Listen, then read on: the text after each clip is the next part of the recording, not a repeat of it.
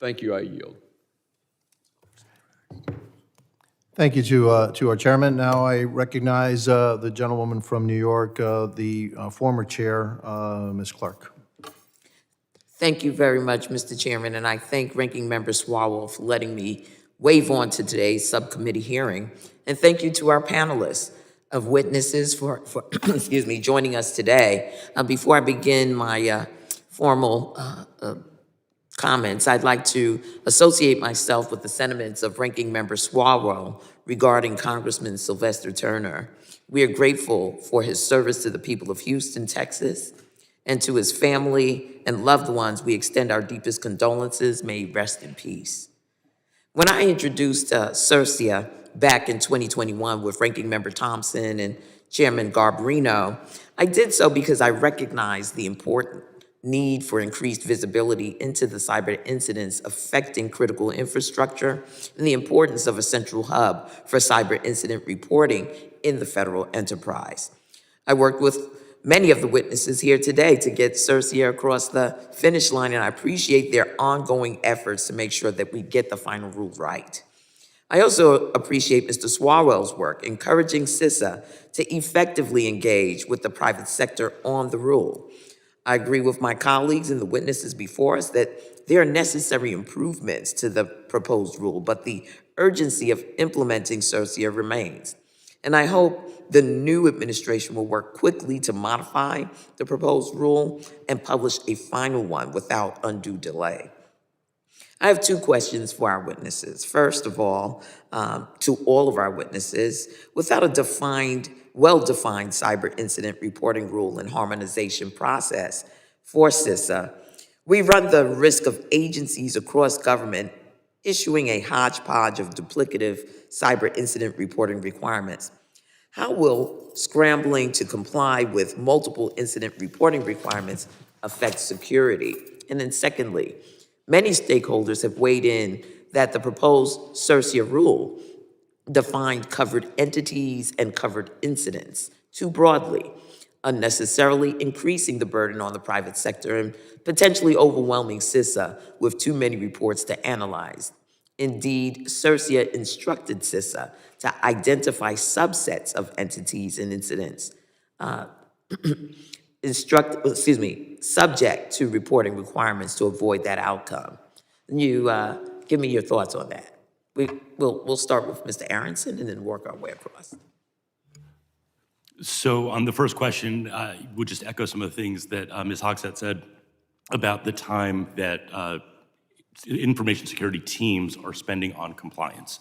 It's somewhere between 30 and 50%, and as you expand the hodgepodge, to use your word, of reporting requirements, it only gets more complicated. To your point about the broadness of CIRCIA as it currently exists and the uncertainty that surrounds it, taken at its most sort of broad interpretation of what is a covered entity and what is a covered incident, we had one of our companies report that they thought they would have as many as 65,000 reports between 2022 and 2033. I think the number that CISA had said would be somewhere in the 200 to 220,000 total in that time frame. So it seems to be off by, if that's just one company taking at a really broad interpretation, seems to be off by an order of magnitude. This goes to the importance of getting the definitions and the details right so that we can get some signal from the noise and so that CISA can ingest the information in a meaningful way. Very well, Ms. Hogsett. Sure, just to add to that, and thank you for the question. The challenge of responding to multiple requirements does have a direct impact on security because it is diverting the time and attention away from what we all want the cyber professionals to be doing, which is defending their networks, kicking out bad actors when there is an incident, and focusing on that. Instead, they have to divert time away to basically make sure they're complying with different legal obligations.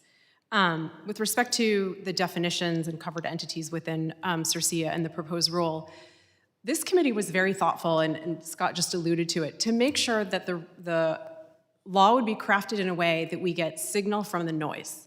You wanted the incidents that were going to be most impactful so that CISA could very quickly have the capability to take that information and turn it back around to share with other entities that could also be at risk. The very broad scope with which the proposed rule was put together would put a lot of noise out there and make that all the more challenging.